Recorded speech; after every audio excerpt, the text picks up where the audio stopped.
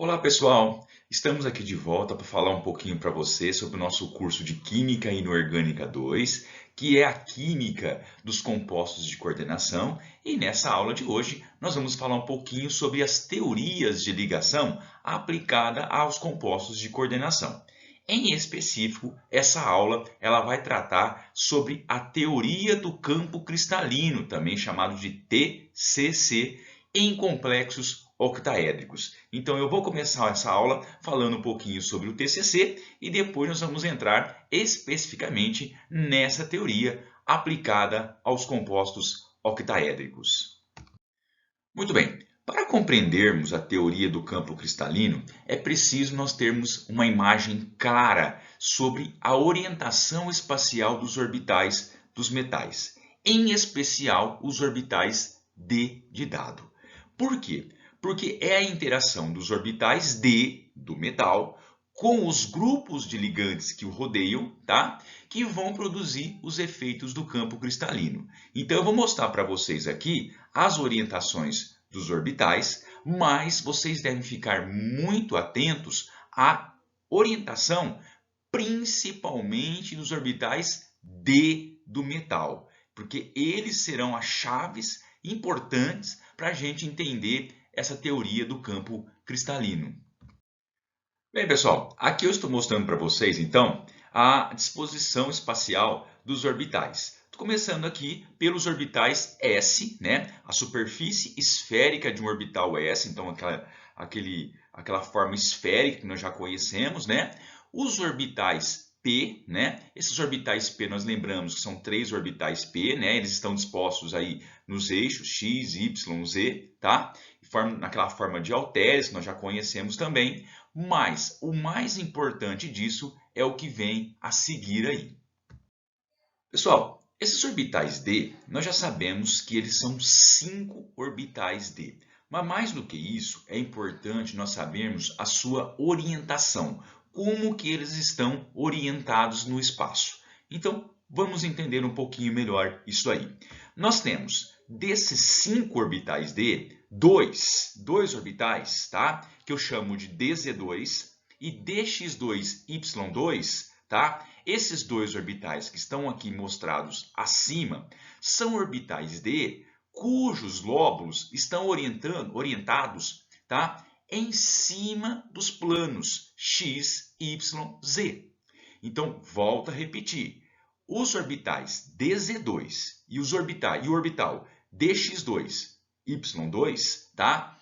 Eles estão com os seus lóbulos sobre o plano cartesiano x, y, z. O dz2 sobre o eixo z, tá? E o dxy, tá? Nós temos aqui os lóbulos sobre os eixos x e y, como mostrados. Então, é importante destacar que desses 5, 2 estão realmente com os seus lóbulos sobre os eixos x, y, z.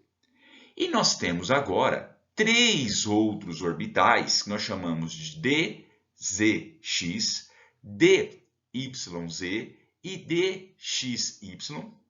Portanto, 3 orbitais cujos lóbulos estão entre os eixos cartesianos, não sobre os eixos, entre os eixos cartesianos. Isso vai ser muito importante para a teoria chamada de TCC, Teoria do Campo Cristalino. Volto a frisar, muito importante, são 5 orbitais d, 5. Dois deles sobre os eixos x, y, z. Quem são eles? dz2 e o dx2, y2. Estão sobre os eixos. E 3, tá? Dos 5 estão entre os eixos x, y, z, que são o dzx, o dyz e o dxy. Então, 2 sobre os eixos e 3 entre os eixos. Isso vai ser fundamental para entendermos a teoria do campo cristalino. Então, fiquem muito atentos a essa orientação dos 5 orbitais. Nós temos os orbitais d dos metais. Muito bem, pessoal. Agora eu peço para vocês o máximo de atenção possível, porque aqui está a base da teoria do campo cristalino. Como nós vimos no slide anterior, nós temos os orbitais d, num total de 5 orbitais d, e esses orbitais d em um átomo ou íon isolado, então você pega lá um metal, né, isolado, né, esses 5 orbitais d são considerados como orbitais degenerados. O que significa isso? Eles, né, todos aqueles 5 orbitais d que eu mostrei para vocês, em um íon ou um metal isolado, eles apresentam a mesma energia. Então, nós chamamos esses 5 orbitais de orbitais degenerados. Por quê? Porque apresentam a mesma energia. Mas atenção, isso é porque se você estiver considerando um metal ou um íon isolado.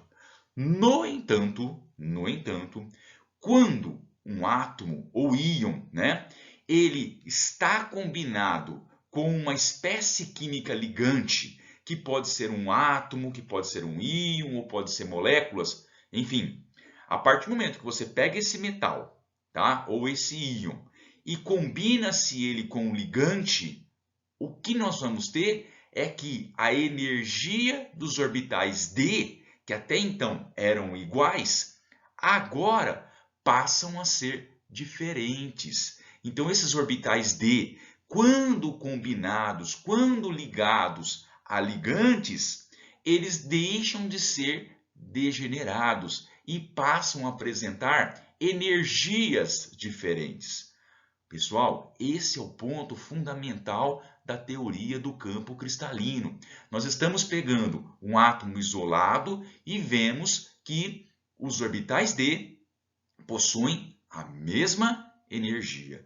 Porém, esse mesmo metal ou íon, agora em um composto de coordenação, em um complexo, ou seja, combinado com um ligante, os orbitais d passarão a ter energias diferentes. Então, nós temos que ter uma diferenciação de energia dentro daqueles 5 orbitais d. Essa é a base da teoria do campo cristalino, que eu vou mostrar para vocês aí na sequência como que vai ficar essa diferenciação de energia, tá, desses 5 orbitais d do metal quando ele vai estar combinado com os ligantes. Muito bem, pessoal. Vamos então aqui levantar aqui alguns aspectos chaves, importantíssimos sobre os aspectos da TCC, a teoria do campo cristalino. Vamos fazer aqui algumas considerações importantes e depois vamos ver o que isso vai acarretar em termos das ligações entre os metais e os ligantes. Primeira coisa, primeiro aspecto da teoria do campo cristalino. Ela impõe que a interação entre o íon central e os ligantes é de natureza eletrostática. Atenção, a interação entre o íon central e os ligantes é de natureza eletrostática. O que significa isso? Não haverá sobreposição de orbitais e nem o compartilhamento.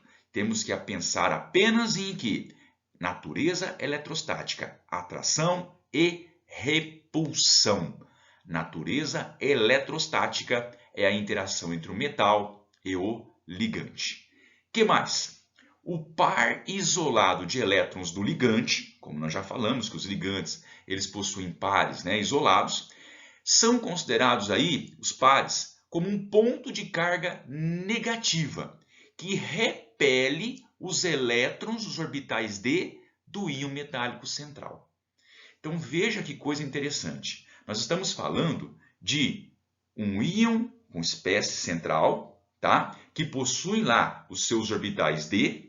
Dentro desses orbitais d existem os elétrons do metal, né, os metais d. E o ligante, tá? Que vai se aproximar, ele vai ter o quê? Par de elétron isolado. No entanto, nós vamos ter aqui uma enorme repulsão quando se der a aproximação do ligante junto ao íon central. A repulsão essa devida, tá, à interação de pontos de cargas negativas, tá? Negativa do ponto dos elétrons livres do ligante, tá? E os elétrons D contidos no metal. Então nós vamos ter uma enorme repulsão entre o par de elétrons livres do ligante e os elétrons que estão presentes nos orbitais D dos ligantes. Muito bem. Repulsão, então, nós vamos ter aí que é a chave da nossa TCC. O resultado disso é o desdobramento dos orbitais D com grupos diferentes de energia, como eu já havia colocado agora há pouco, tá? Então, essa repulsão que vem, tá, do par de elétrons livres do ligante que vai se aproximar para formar a ligação, em relação aos elétrons D dos metais, tá, essa repulsão, isso vai gerar um desdobramento dos orbitais D, tá, em grupos de energias diferentes. Então, o que vai provocar esse desdobramento é essa repulsão entre os elétrons D do metal e os par de elétrons do ligante. Vamos ver então como que vai ser esse desdobramento dos orbitais aí e essa separação em diferentes grupos de energia. Bom, antes de dar continuidade aqui, tá? Nessas explicações sobre esse desdobramento, é importante destacar que a teoria do campo cristalino, tá, é uma das teorias de ligação aplicadas a compostos de coordenação e ela explica muito bem os espectros de UV-Vis dos complexos. Ela explica também as propriedades magnéticas dos complexos, né, as cores dos mesmos e algumas características estruturais e termodinâmicas da mesma. Então, essa teoria do campo cristalino é uma das teorias de ligação que conseguem aí ter uma aplicação para explicar desde os espectros, né, as cores e também as propriedades termodinâmicas desses complexos. Então, vamos ver aqui agora na sequência o que de fato vai provocar essa teoria do campo cristalino. Bom, chegou a hora de nós aplicarmos agora a teoria do campo cristalino em complexos octaédricos. Vou pedir para vocês repararem nessa figura que está ao lado aí. Isso aqui é a figura de um complexo octaédrico, tá? Nós temos a nossa espécie central e ela está rodeada por 6 ligantes, mas eu quero que vocês prestem atenção em um detalhe importantíssimo nessa figura. Reparem que os ligantes, os 6 ligantes que rodeiam esse íon central em um composto octaédrico, esses ligantes estão sobre os eixos X, Y e Z. Então fiquem atentos a isso. Guardem essa figura na memória, porque ela vai ser importantíssima para vocês entenderem o que vai acontecer com o desdobramento dos orbitais D na TCC para os complexos octaédricos. Então, mais uma vez, eu peço para que vocês olhem essa figura e vejam, eu tenho uma espécie central rodeada por 6 ligantes e esses 6 ligantes estão dispostos sobre os eixos X, Y e Z em relação à espécie central. Fiquem atentos a essa figura e vocês então vão entender o que vai acontecer com a TCC em complexos octaédricos.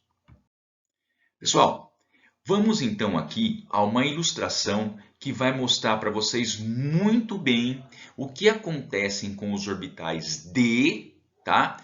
Da sua espécie central, quando ocorre a formação da ligação entre essa espécie central e os ligantes. Quando se dá a aproximação dos ligantes, veja o que vai acontecer com os orbitais D da espécie central. Repare na primeira figura. Na primeira figura, nós temos que a nossa espécie central está bem aqui, evidentemente, ao centro do octaédrico, e nós estamos aproximando moléculas de NH3, tá? NH3, que é amônia, tá? Que é um ligante onde possui sobre o nitrogênio par de elétrons aí isolados. Então reparem que esses pares de elétrons isolados, que nós estamos no lóbulozinho azul aqui, eles estão orientados em relação ao metal. Uma coisa importante se destacar aqui, tá? A aproximação desses ligantes, como vocês viram na figura do octaedro agora há pouco, ela se dá ao longo dos eixos X, Y, Z. Volto a repetir. Num complexo octaédrico, a aproximação dos ligantes se dá ao longo dos eixos X, Y e Z. Tá? Então, nós vamos ter aqui na figura B agora, tá? Esses ligantes ocupando aqui, então, né, as posições no octaédrico, né? E reparem que, de acordo com o TCC, nós temos os orbitais D do nosso metal, nosso íon central, tá?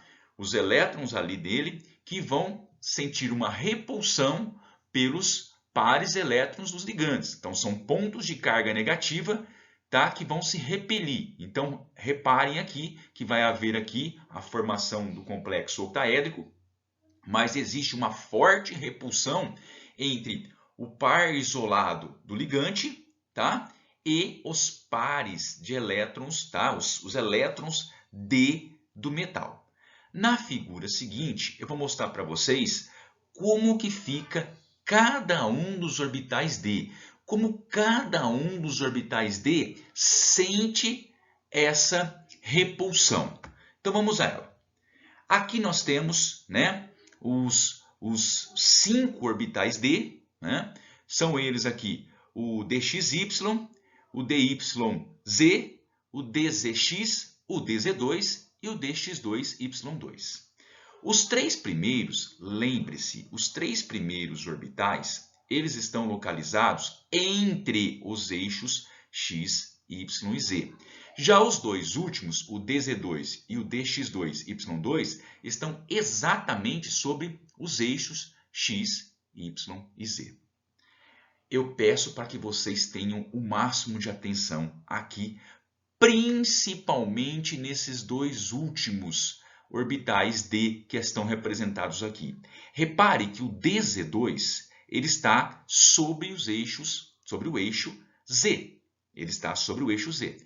E a proximidade que ele tem com os ligantes que estão ocupando o eixo Z é muito próximo. Então, a repulsão no DZ2 é muito grande. A mesma coisa acontece também com o DX2Y2, que está localizado sobre o eixo X e Y.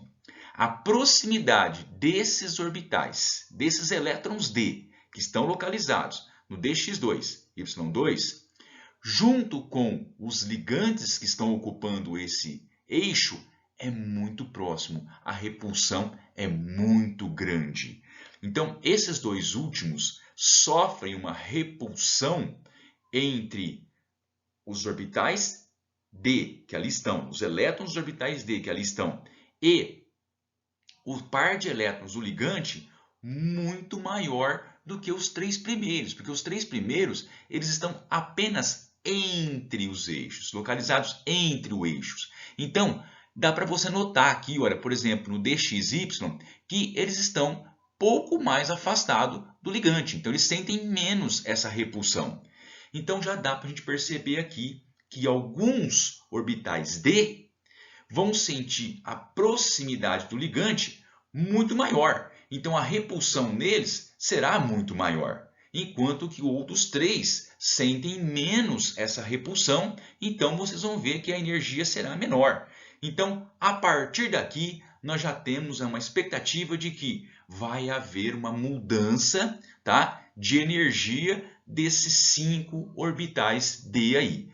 Por quê? Porque num complexo octaédrico, os ligantes estão ocupando, tá, posições sobre o eixo X, Y, Z. Então, isso é importante e vamos ver no que isso vai resultar para a nossa distribuição de energia desses elétrons D aí mostrados. Vamos aqui então ver qual vai ser o resultado então dessa formação dessas ligações metal-ligante em um complexo octaédrico. Como nós vimos, existem orbitais que sofrem uma interação mais direta com os ligantes. São 5 orbitais D. Alguns deles sofrem uma interação mais direta. Quem é que sofre interações mais diretas? Ora, são aqueles, evidentemente, aqueles orbitais que estão dispostos sobre os eixos x, y, z. Então, nós temos o orbital dz2 e o orbital dx2, y2.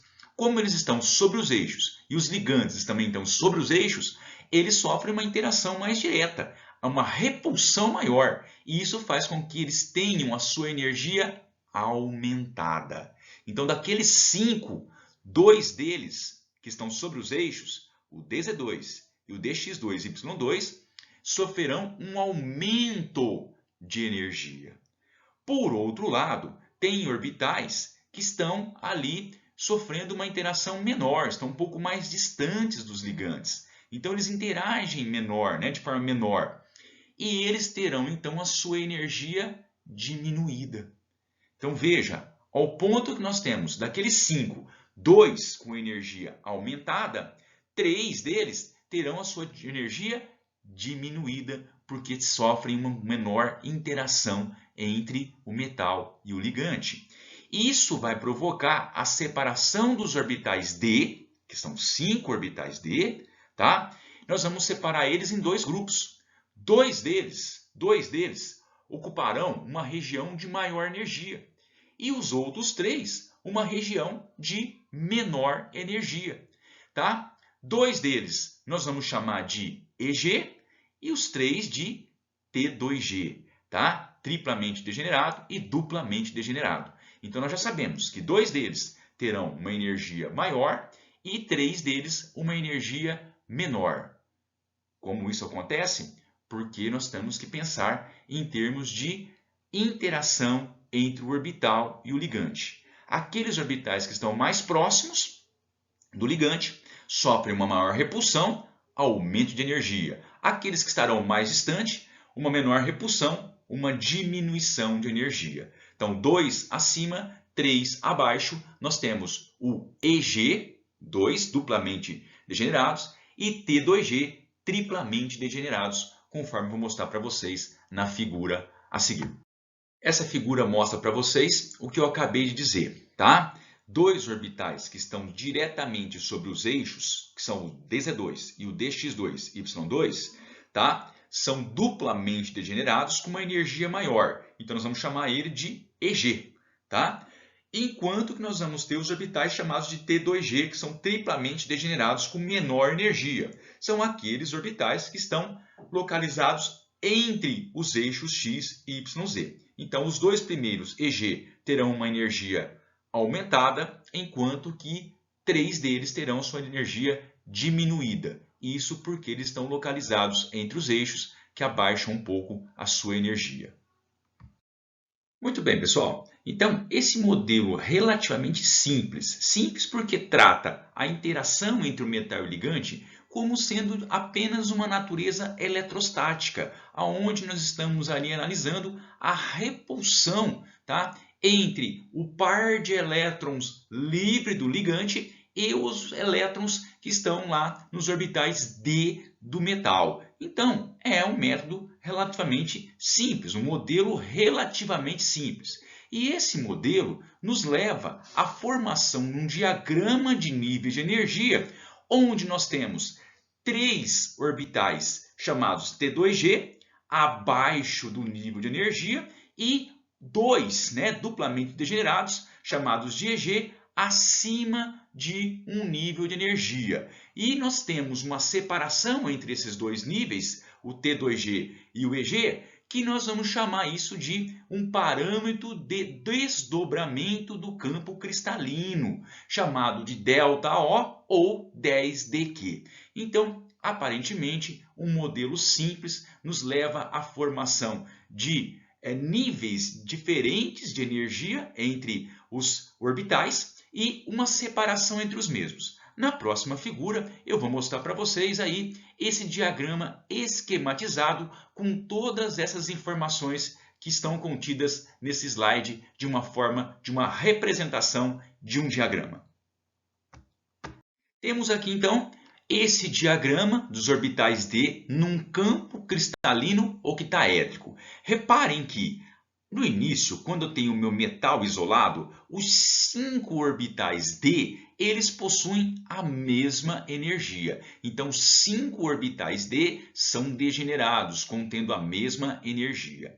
Uma vez que esse metal, ou essa espécie central, foi colocada para se fazer ligações com ligantes, a presença desses ligantes, a aproximação desses ligantes e a ligação com esses ligantes fez com que eu tenha uma separação. Eu tenho agora 2 orbitais duplamente degenerados, num nível de energia mais alto, que é o caso aqui do que eu chamo de EG, duplamente degenerado, numa energia mais alta, porque são aqueles orbitais que estão mais próximos dos ligantes, então possuem uma repulsão maior, um aumento de energia maior, enquanto que os 3 orbitais restantes, tá, vai produzir um abaixamento de energia, porque eles estão um pouco mais distantes dos ligantes. Então, eu tenho aqui o EG, que está acima do nível de energia,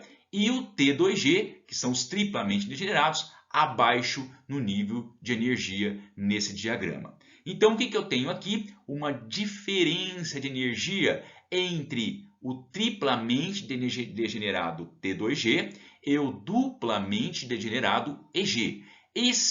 Essa diferença de energia entre o T2G e o EG, nós chamamos isso de ΔO, tá? Que é o desdobramento do campo cristalino. É a diferença de energia, tá, que levou-se aqui à formação do T2G e do EG. Então, esse ΔO, tá, parâmetro de desdobramento do campo cristalino, também, em alguns casos, é chamado de 10dQ. E na sequência, eu vou mostrar para vocês como nós podemos chegar no valor desse ΔO ou desse 10dQ. Lembrando, então, nós temos um diagrama de energia novo no complexo, tá? Uma vez que houve a aproximação dos ligantes, a formação do complexo em si, tá? Nós temos dois orbitais D com uma energia maior do que o original e 3 orbitais D com uma energia menor do que a original. Então, esse diagrama é o diagrama de energia para um complexo octaédrico, levando em consideração aí a teoria do campo cristalino. Muito bem, veremos na sequência agora a determinação dos valores de 10dQ ou ainda do ΔO. Vamos lá, lembrando que esses parâmetros, né, descreve para a gente a extensão com que os orbitais EG e T2G estão separados em um complexo octaédrico. Então, gente, essa diferença, o valor desse ΔO, ele é relativo a cada complexo, cada complexo diferente, né? Cada metal e ligante diferente que nós formos analisar, esse ΔO será diferente, será específico para cada um dos complexos. Agora, dá para se chegar nos valores para cada um desses complexos. Então, deixando bem claro que esse ΔO ele é específico para um complexo e para os seus respectivos ligantes. Então, cada metalzinho, com cada ligante, cada complexo formado octaédrico terá o seu valor de ΔO diferente e ele pode ser determinado experimentalmente.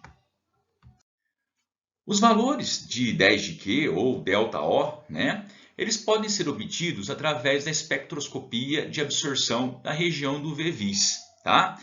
Isso porque a diferença entre o T2G e o EG, num diagrama, corresponde, na verdade, né, à energia dos fótons absorvidos nesta faixa do espectro eletromagnético. Então, nós vamos usar aqui o espectro de UV-Vis para determinar a transição do elétron que ocorre e que corresponde, então, a essa variação do T2G-EG. Então, vamos usar aqui a espectroscopia do VVIS para chegar no valor do ΔO, ou 10 de Q. Bem, só para reforçar, eu estou colocando para vocês aqui essa figurazinha aqui que representa o diagrama de um complexo otaédrico, né? Para mostrar para vocês que a diferença entre o T2G e o EG, tá? É o valor do ΔO, tá? Nós vamos chegar nesse valor de ΔO aqui utilizando a espectroscopia do VVIS, conforme eu vou mostrar para vocês aí. Então, no fundo, o valor que nós vamos obter na espectroscopia do VVIS é o valor que corresponde a esse ΔO. E esse ΔO é a diferença de energia entre os níveis T2G e EG que foram formados aí quando houve a formação do complexo. Muito bem, pessoal. Vamos fazer aqui um experimentozinho rápido, tá? De espectroscopia de UV-Vis e analisar então aí um complexo em especial. Vamos escolher o complexo de titânio 3+, o íon titânio 3+. O íon titânio 3+, quando dissolvemos ele em solução aquosa, tá? Em água no caso, né? Ele forma aí um complexo octaédrico, aonde eu vou ter o meu íon titânio no centro e 6 moléculas de água aí ao redor desse íon titânio 3+. O mais interessante é que ele forma uma geometria octaédrica perfeita. Muito bem. Mais ainda, esse titânio 3+, ele possui uma configuração do tipo 4D1, tá? E que isso quer dizer? Quer dizer o seguinte, que ele tem um elétron apenas ali nos subníveis D. E, evidentemente, esse elétron único vai estar ocupando, primeiramente, uma região de mais baixa energia no complexo. Ou seja, ele estará ocupando ali no nível T2G, tá? Muito bem. Então, por isso, nós temos no nosso estado fundamental a distribuição que nós vamos dizer assim, olha, T2G1 e G0. Porque no estado fundamental nós temos apenas um elétron ali ocupando o T2G e nada ainda no EG. Muito bem. Quando fazemos o espectro de UV-Vis desse complexo, né, jogamos uma luz branca sobre esse complexo, uma parte dessa luz vai ser transmitida e outra parte será absorvida. E essa parte absorvida vai ser analisada através dessa curva aqui de absorção do UV-Vis. E reparem que o máximo dessa curva está aqui, olha, numa região de 20.300 centímetros a menos 1. Muito bem. O que isso quer dizer? Quer dizer que quando eu joguei essa luz branca, tá, houve absorção de uma parte dessa luz que foi responsável pela transição desse elétron que estava no T2G para o EG. Então, a luz, a absorção daquele fóton, daquela luz, promoveu essa transição do T2G para o EG. Então, agora fica fácil eu relacionar essa energia aqui com o valor do ΔO, a diferença de energia correspondente ao T2G EG. Então, vejam, com a banda, o máximo de absorção que eu busquei no meu espectro, o valor máximo dessa banda de transição corresponde à transição T2G-EG. Então, com isso, eu consigo agora chegar no valor do ΔO. Porém, nós temos um valor aqui, né, em número de onda, 20.300 centímetros a menos 1. Ainda não é um valor que a gente consegue aí, associar em joules, né? Mas vamos fazer algumas conversõezinhas aqui e vamos determinar então quanto vale esse ΔO aí em termos de energia em joules na sequência. Mas então veja bem, nós conseguimos através de um espectro UV-Vis promover um elétron do T2G para o EG e observar na banda onde houve um máximo de absorção quanto que vai valer esse valor, que é o que a gente vai agora traduzir isso em valores em número de joules. aqui é só mais uma figura que vai ilustrar tudo aquilo que eu falei no exemplo anterior. Nós tínhamos então um elétron aqui no T2G, tá? Após a absorção da energia, esse elétron foi promovido para o nível excitado, né? O nível EG. Essa diferença de energia aqui dessa transição, né? Nós temos o valor do ΔO, ou 10dQ, que nesse caso específico, do titânio com água, vale 20.300 centímetros a menos 1. Nós vamos fazer na sequência agora a conversão desse valor para Joule. Muito bem, nós temos então aqui que a energia é igual ao ΔO, ou 10dQ, e essa energia aqui nós sabemos que podemos calcular como hc_ni, número de onda. Essa energia, então, vai ser, vamos lá, constante de Planck, né? 6,63 10 a menos 34, a velocidade da luz, 3 vezes 10 a oitava metros por segundo, e o valor desse número de onda, que é 2,03 vezes 10 a sexta, já convertendo aí em metros a menos 1. Muito bem. Fazendo os valores aqui, fazendo as continhas, nós vamos ter que esse ΔO equivale, né, ou 10dQ, equivale a 4,04 vezes 10 a menos 19 joules de energia. Então, esse complexo, especificamente esse complexo de titânio 3+, com água, nós temos aí um valor de ΔO da ordem de 4,04 vezes 10 a menos 19 de joules, que é a separação do nível T2G, EG, para esse complexo. Então, através da espectroscopia de UV-Vis, nós podemos chegar nesses valores. Evidentemente, mudou os ligantes, tá? Se os ligantes não for mais água, para o mesmo metal, se os ligantes não for mais água, for outro tipo de ligante, esses valores devem aumentar ou devem diminuir, não serão os mesmos valores mais. Então, nós podemos assim determinar esses valores de 10dQ ou ΔO através da espectroscopia. Aqui, pessoal, eu vou começar a mostrar para vocês agora, né, quais são os fatores que influenciam a magnitude de ΔO. Lembra que eu falei para vocês que se eu pegar, por exemplo, né, o titânio, e fizermos o teste de titânio com água, mas se nós mudarmos a água para qualquer outro ligante, o valor de ΔO já não será o mesmo. Eu vou mostrar isso aqui para vocês, tá? O primeiro parâmetro, né, o primeiro fator que influencia o ΔO é a identidade do ligante. Vou mostrar para vocês aqui uma série de complexos de crômio 3+. Então, eu coloquei aqui 4 complexos, todos eles tendo o mesmo íon crômio 3+.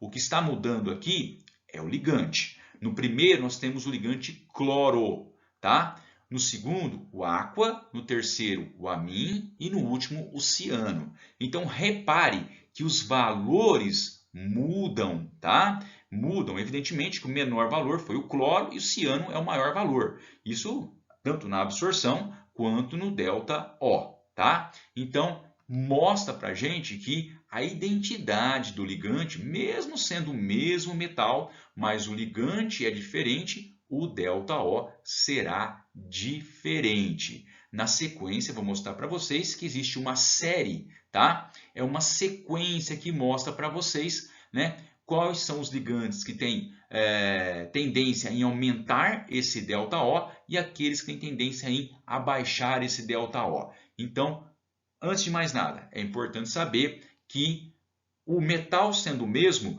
mas o ligante diferente, o valor desse ΔO vai mudar. Então, não importa, tá? O metal é o mesmo, mas está comparando ligantes diferentes, o ΔO será diferente. Muito bem, pessoal. Em relação à identidade do ligante, nós temos o que nós chamamos de série espectroquímica. Essa série espectroquímica, ela nos fornece aqui uma ordem crescente de energia de transição, ou seja, valores, né, do menor para o maior ΔO. Então vamos a ela.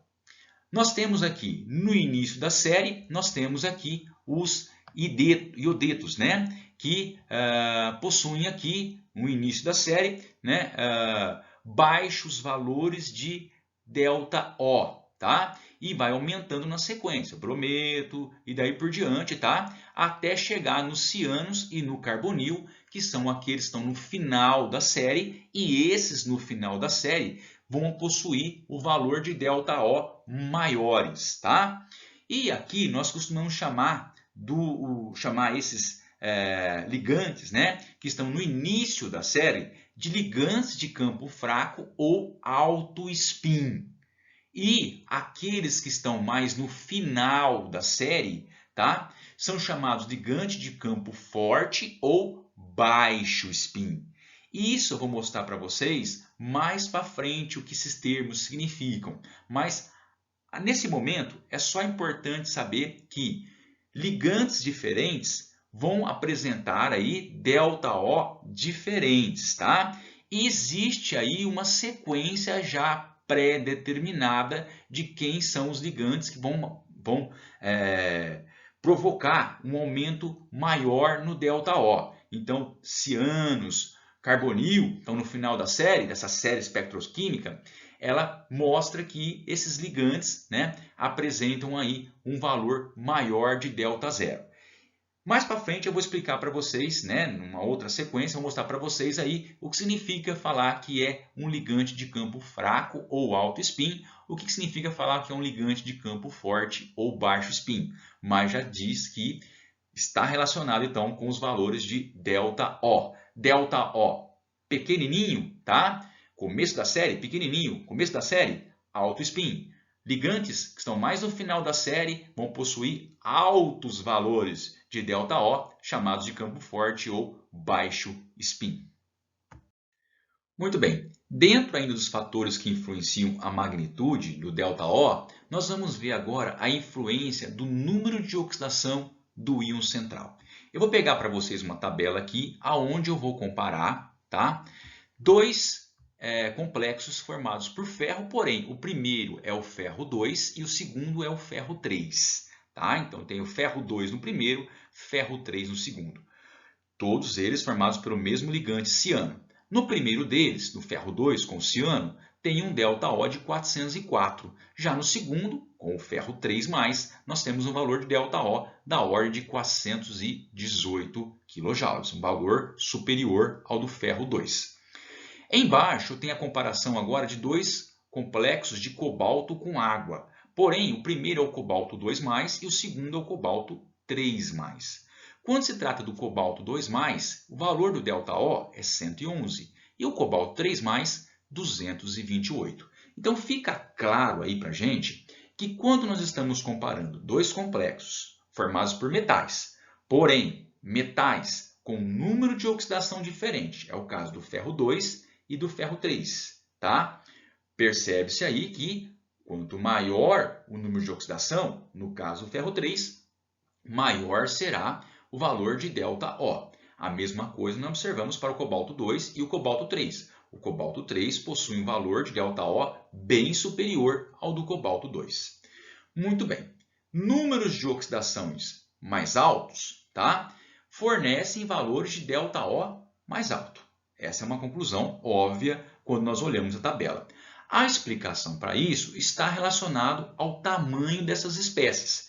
Quando nós comparamos o ferro 2+ e o ferro 3+, o ferro 3+ é uma espécie menor, tá, com uma carga maior.